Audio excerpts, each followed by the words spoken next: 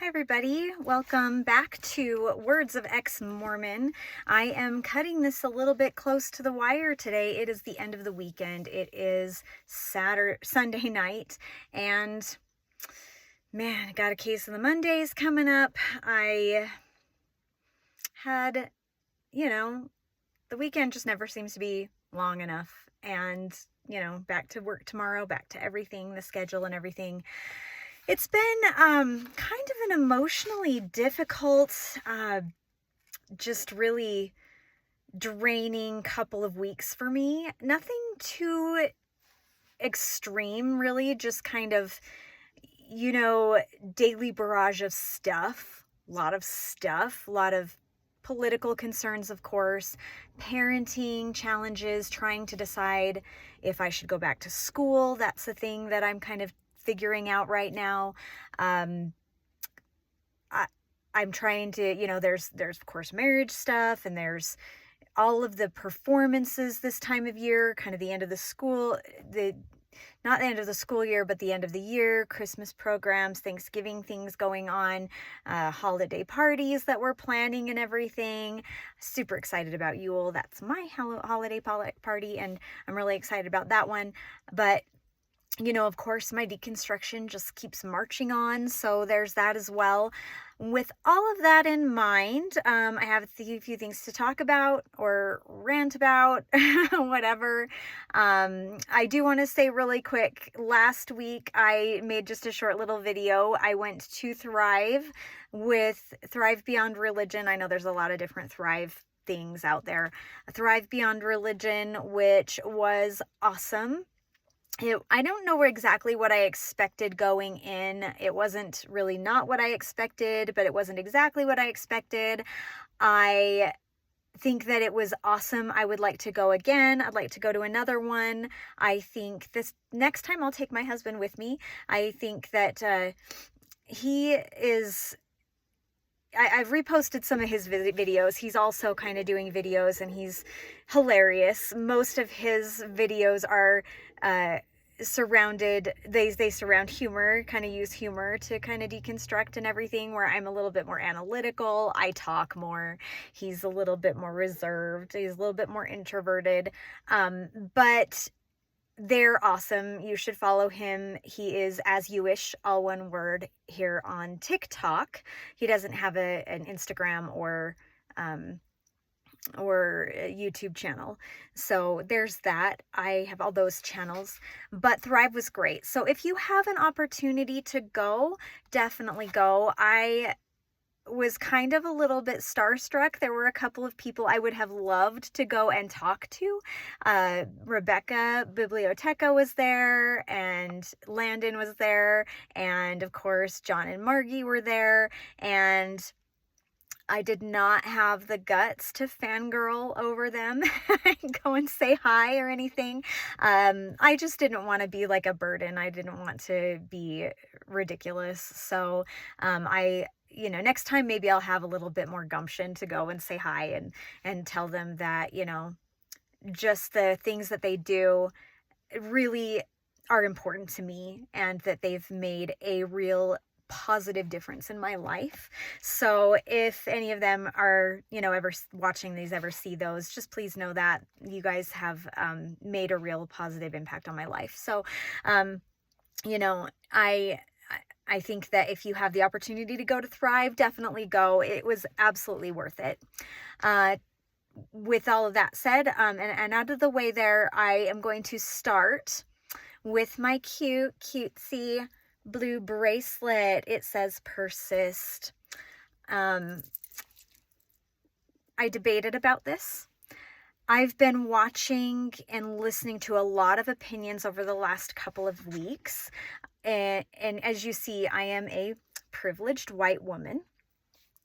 I try very, very hard to basically, on these kind of controversial situations, to just shut up and listen to the marginalized people and communities. I try to say very little about it and instead listen and understand. I am very aware that I know very little, and I don't have the same experiences as other people, and I try very hard. I'm not always perfect at it.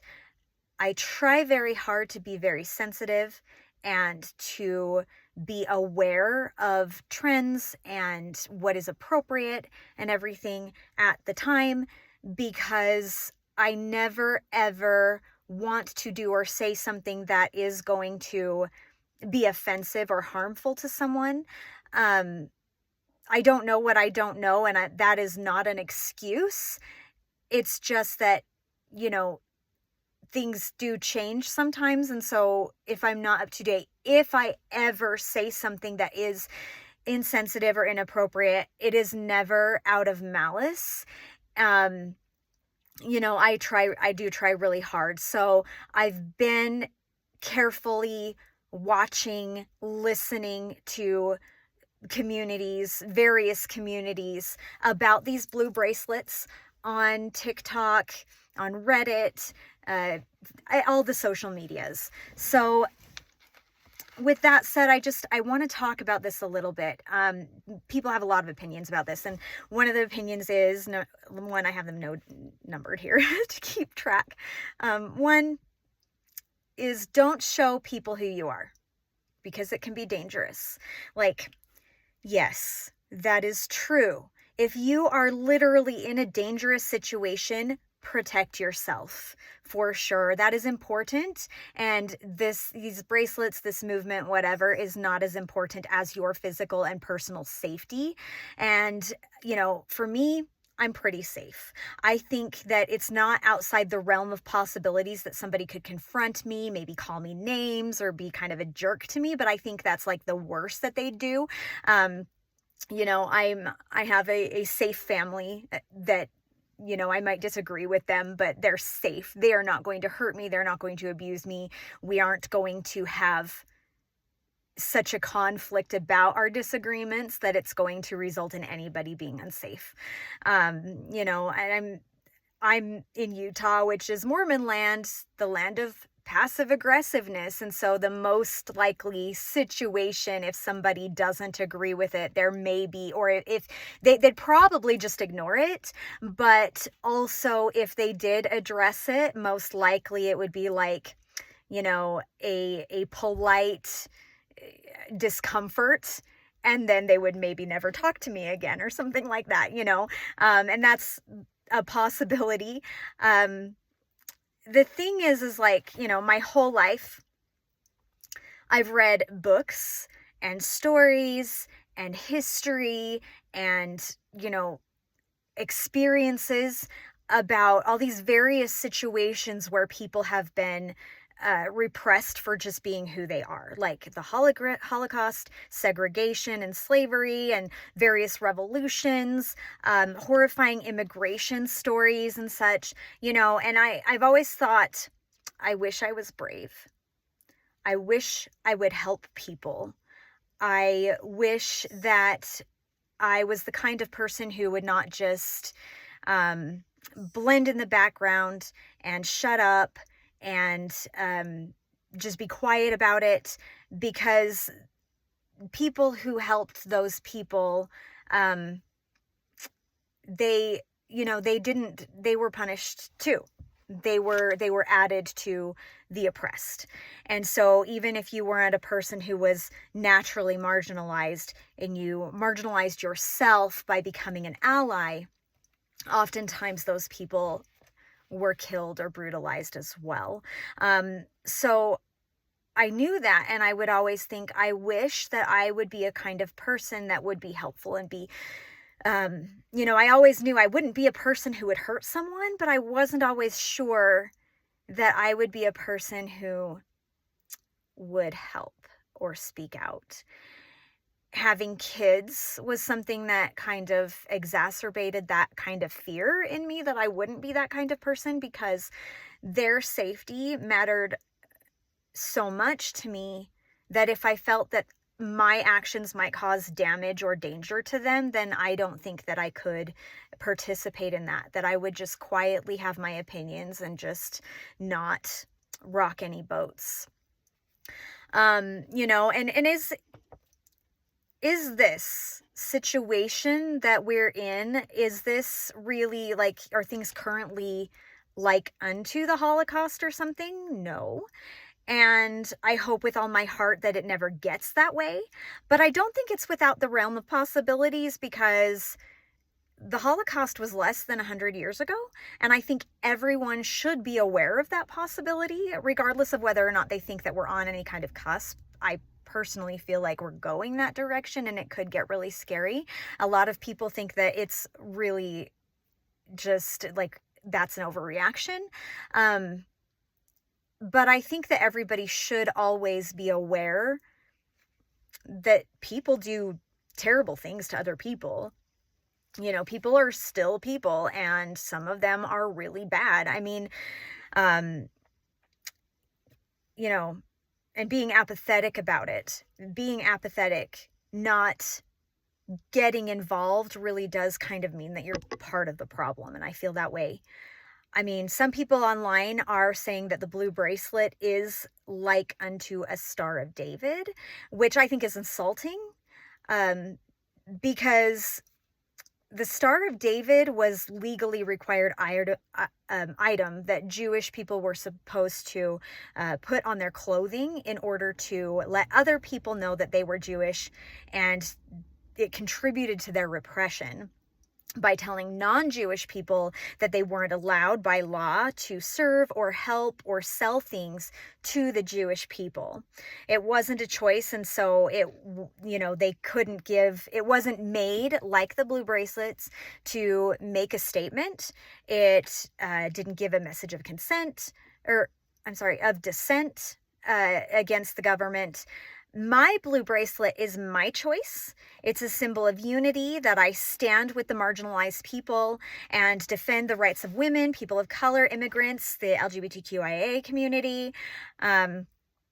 This, however safe it might be at this time, this is my opportunity to be brave and to be an ally in opposition to the majority, and to, I say majority, like in quotes, because I really don't think that it is the majority. Like, I think that the conservative president got the majority of votes. I still don't think that the majority of this country really supports him.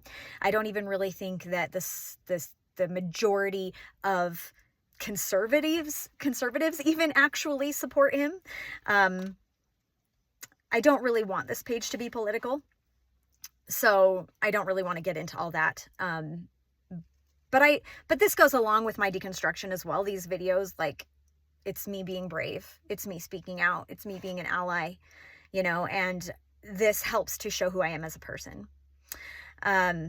It's performative. This is another thing that people say, that it's performative, much like thoughts and prayers, which don't do anything. They're dismissive. It passes the buck of responsibility to somebody else.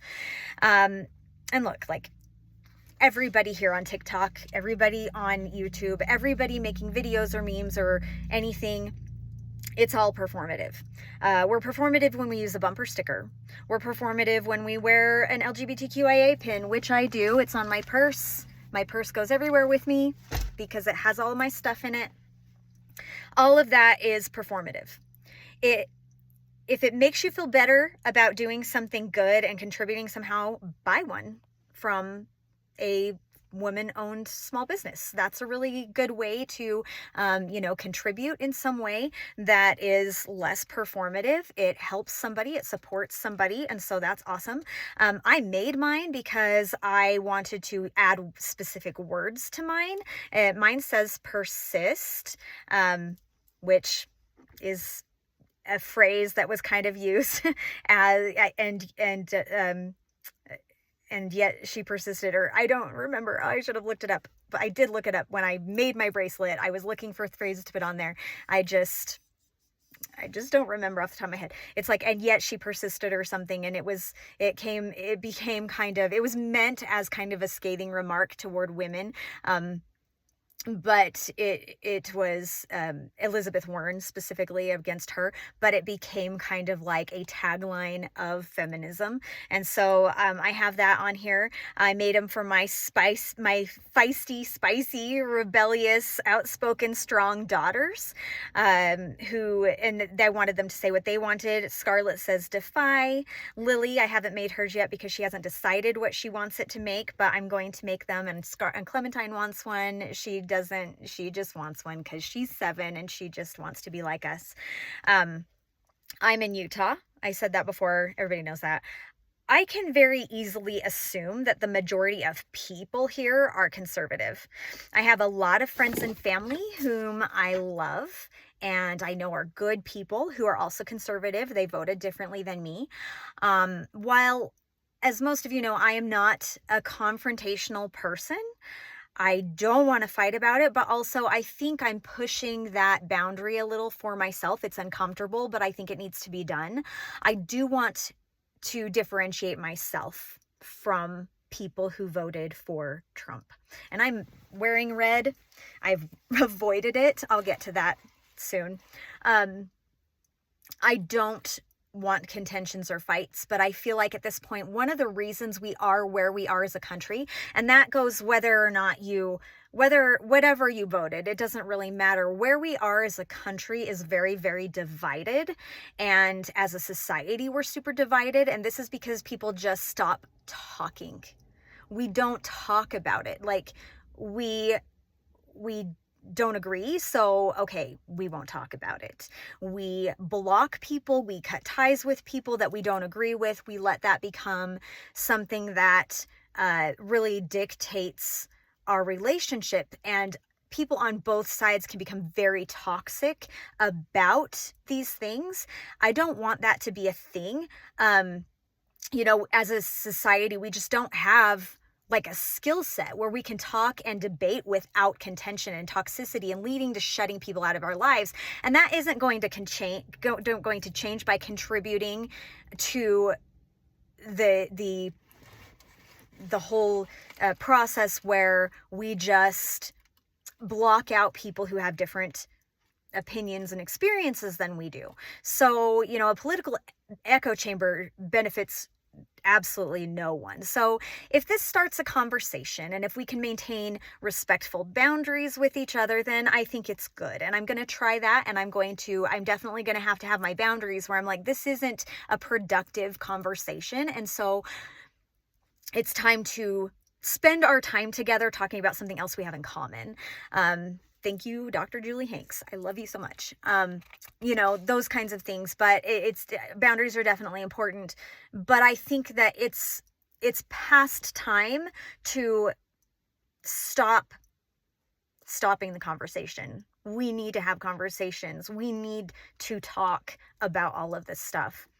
3 is people don't know you're a safe, if people don't know you're a safe person, then you're already doing something wrong. The people in your community should already know you're safe by your behavior. Like, look, I don't know every single person in my community, in my neighborhood, in my, boundaries, where I shop, where my kids go to school. Like, I don't know every person by name.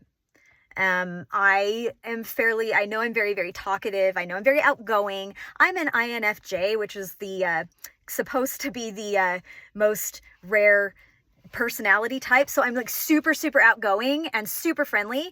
And I'm also a major introvert. So it's a really weird personality to have. And I may not seem like I'm much of an introvert to you who don't know me personally, or people who do know me personally, but know me well. And so I seem really bubbly and everything.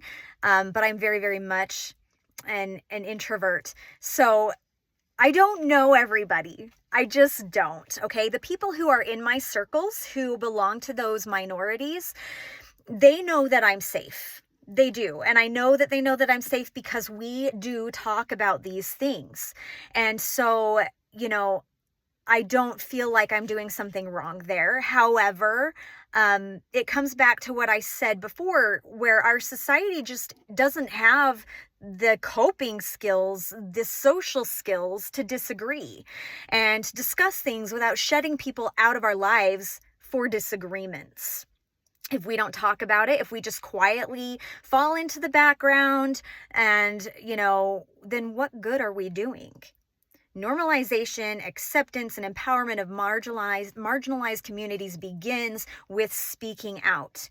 It begins with showing your true colors, and my color's blue, and standing out in some way. Be obvious, because if you're subtle, if you're quiet, then what is even the point? 4, I'm going to start reclaiming the flag. For years and years, I've had a really hard time with the flag of the United States. It seems like the conservative side uses the flag as almost like a weapon to me. For the 4th of July, which I love. I love the 4th of July. I love all holidays, really. Like, I'm a big holiday person. I love holidays, and I love the 4th of July because my kids have always been in the marching band, and so I watch my kids march in the band, in the parades. There's always festivals, and there's fireworks, and there's barbecues. My son's birthday is on July 3rd, and so we always have, like, family over, and it's really super fun. I just really enjoy it. And I would wear red, white, and blue, but I would avoid the flag. I feel like up until now, well, even now, it has always, if you have a flag and you're showing a flag, you have a flag bumper sticker, you can almost guarantee, and maybe this isn't everywhere, maybe this is just Utah, but for me, everywhere that I saw a flag being displayed by an individual, not like a company that had a flag, Macy's always has a flag out or whatever, like they're just a grocery store, but like, a person who has a flag, it's always been to express their patriotism, which I feel has become extremely politicized. If you are a patriot, then you're a Republican, and I didn't want to be misinterpreted as supporting certain things. But guess what? I'm an American, and the flag is mine too, and being a patriot doesn't mean that you have to support things, every single thing that the president or other elected officials do. And I get to reclaim that. So I'm going to be doing that a little bit more. I am going to very proudly display all of my support for, the marginalized communities, as well as the flag. I'm going to get myself a little flag pin to go with all my other ones, my bees and my pride pin and my cute little ghost and my mushroom girls and stuff. I'm going to get myself a flag pin, and I'm going to reclaim the flag, because I also get to be patriotic, and I can disagree. That is literally freedom of speech. It protects me from whatever I want to say about the government, and I'm going to use that. I think that it's important. We should be proud to be an American, and, that's the way I'm going to spin that. I'm going to do that. So, that's one of the reasons I'm wearing red, but also because I love Christmas. And I've been wearing more red too, but also one of the reasons I wanted to wear my red sweater for this video is because I was going to talk about that. I'm going to wear more red, white, and blue. I saw a video of some women. There were 3 women, and I don't know where they were. It was just a video, and somebody went up to them with a microphone. It was like, who are you voting for? And they were dressed head to toe in red, white, and blue, and flag print bikini tops and shorts, and they had a flag wrapped around the 3 of them. And somebody said, who are you going to vote for? And the minute I saw it, I was like, they are voting for Trump. And like, all the comments even were like, whoa, that was a surprise. They were like, absolutely, Kamala, we're voting for Kamala. And I just was like, that's right. Like, that is a good attitude to have about the flag. We are also patriotic. And so I'm going to do that. So there's that. And then 5 is just that I feel extremely helpless. I voted. I didn't vote for the first couple of years. I was, when I was first 18. I turned 18 in 2020. I didn't vote. But I voted in the last 4 elections, and none of them have been that important to me because I don't think it should be like a life or death kind of feeling situation. Like, really, the president shouldn't have that much power that you think a person's going to destroy a country in 4 years. Everybody should always vote. Everybody should be informed. I just don't think that it should be this terrifying. So, but I'm in Utah. Utah's going to be red. It's always going to be red. And I'm not like a specific party affiliated. I would vote for the person that I think is morally the best. Our choices aren't always super great. And that's kind of where I go. Like, I am not a diehard anything. But my unless I am voting red, which I have before, my vote does not count at all. My vote is immediately canceled out by half the state just with one fell swoop. And that's not even counting the other half of the state, which is also red. So, I'm here. I voted. I did what I can, but I literally have no power in any capacity. So, this helps me feel a little bit better. I'm going to wear my bracelet. I'm going to tell people that I'm safe, that this is the group that I'm in. This is what I believe. This is how I feel. And it helps me feel like I'm doing something, and that feeling to me matters also. So hopefully that makes sense. Moving on to the next subject, I guess. I have a lot of really weird, disjointed stuff today. My sweater is the same as Sister Paxton in Heretic, except for it's not pink. She wears pink. I have this sweater in 8 different colors. Not pink, though. I don't have pink. I'm not really a pink person. I don't really wear pink. I don't really wear red a lot either. Red is not really super my color. I'm more earthy, but I've got it in lots of different colors. You can get it on Amazon for like $18. I think there's a couple of different companies you can get it from, and it's like $8 or $18 to like $22 or something like that. Lots of different colors. And I love my cardigans. I wear my cardigans like a security blanket. They help me with my anxiety. It's a weird little thing, but it's true. And I don't know if that makes sense. Anyway, I watched Heretic on Tuesday with my brother and my sister, who are also deconstructing, and or they're more into their deconstruction than I am, but we're together, and I love it. It's my community. And so we went to see it. It's awesome. I really do recommend you go see it. It's a horror film. Ex-Mormons are going to have a lot more to say about it, like symbolically and stuff, than people who are still believing. But if you're a true believing Mormon, it isn't going to shake your faith. I don't think. Maybe some people who are already on the brink, but most people, it's just going to be a great, very well done horror film. And if you like horror, go and see it. I think you'll enjoy it. And I just wanted to say that Sister Paxton's cute little style and her sweater, I have it. I have that sweater. I love to see that. I like to see in movies and things when characters are wearing the same clothes that I wear. It's funny. Next item. Oh my gosh, I'm so pissed about this. Okay.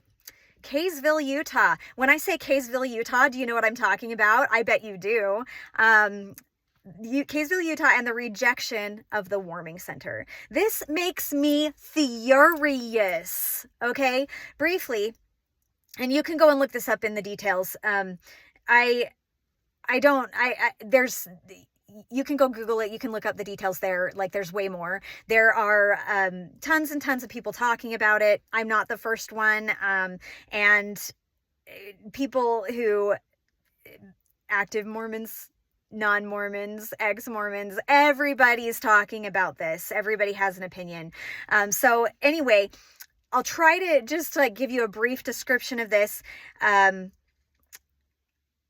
On honestly, like, just, I really hope that every single person in Kaysville who is at this meeting hears all of these things people are saying, and I hope that they feel immense guilt about it. I hope they just feel really bad. This is really shameful. And I mean, not one of those like arbitrary things like drinking coffee or like being angry ever. Like, this is just completely abhorrent, okay? What happened is, there's this law in Utah that counties need to provide warming centers for the homeless. This isn't the same as like a homeless shelter or a soup kitchen or anything where they would go and get food or get to sleep overnight or anything. And it wouldn't even be open all day or even every single night. This is just a place where they could go to get warm in the event that the temperature falls below 18 degrees. And from what I've read, they'd only be able to stay for up to 2 hours. So guys, people die within hours of hypothermia in 18 degrees. Okay. So there was this big town meeting where people showed up in droves to get this protest the warming center. They cited reasons like wanting to protect their children and to protect their belongings and their property. Some people insisted that the homeless don't want help. And because, you know, that's just a good reason to just not help anybody. People are concerned that homeless people are drug addicts who do, quote, horrific things. You think that they would be setting this up in like in the center of a residential area or an elementary school or something, or one of their precious church buildings, which remains closed for most of the week anyway. But no. The center was going to be set up in an abandoned emissions testing warehouse that isn't even anywhere near any housing. According to Google, about 80% of Kaysville, all of Kaysville residents, is Mormon. I think that they need to go read King Benjamin's speech in the Book of Mormon. This is utter selfishness, and it's infuriating. It is absolutely an example of the worst kind of behavior and selfishness, especially this time of year. I'm sure that the same people who are kind, and I'm sure that these people are the same kind of people who rant and rave about how we need to help people in our own country before we help people in our other countries, and who happily go and take pictures of themselves buying items from the giving machines and posting on social media with the hashtag light the world.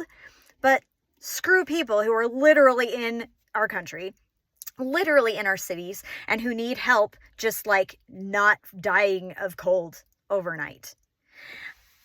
By the way, we have done the giving machines every year since they started. My kids have loved them. It's been a really good way for us to show our kids how to serve. We always try to serve at Christmas time. I try to serve and give money and things to charities and to homeless people I see throughout the year. But at Christmas time and this time of year when it's really cold, I just feel like it's especially important. But, you know, I just don't really trust what the church does with my money anymore at this point. So we will probably donate to a different place this year. Sometimes I look at that amount that we spend on items you can buy, like you can buy a goat, you can buy sanitary products, you can buy several chickens or something like that. And I feel like it's a very high price, and which is fine. I don't have mind giving a high price for things. I just think that there are probably other charities that are going to do more with that than what the church is going to do with it. So yeah, like I'm ticked about that. Like, so Christ-like, right? Like, just, oh, I'm so mad about it. Imagine not wanting people to be able to, not freeze in your community. Imagine being all cozy in your home and just being A-okay, knowing that you contributed to a rejection of a place where people who don't have food or proper clothing or literally anything to just get warm.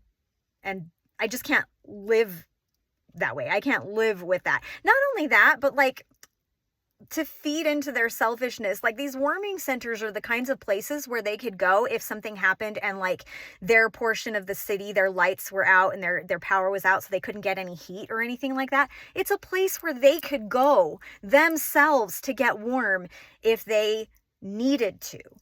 And so, like, everybody needs to have something that helps them. They just can't think outside of that box where it doesn't affect them, it doesn't benefit them, so they don't want it. Okay, now I'm going to move on to my deconstruction portion, okay? Polyandry, okay? Let's talk polyandry. Do you know what polyandry is? Let me define it really quick. Polyandry is when a woman is married to more than one man. About 14 of Joseph's wives had husbands already when he married them. Most of the husbands he literally sent out on a mission so that he could get the woman alone, and then he moved in on her. He told them things like how an angel with a flaming sword revealed that Joseph would be destroyed if they did not marry him. And yes, we have evidence via affidavits and journal entries that Joseph was having sexual relationships with all his wives, all of them. People like to act like women's journals aren't reliable because, well, we're women. People do not believe women. It's infuriating, but it's a fact. People don't believe women. Anyway, that's all more stuff I'll talk about later. But none of those details really are important for this, except to know that polyandry is when a woman is married to more than one man.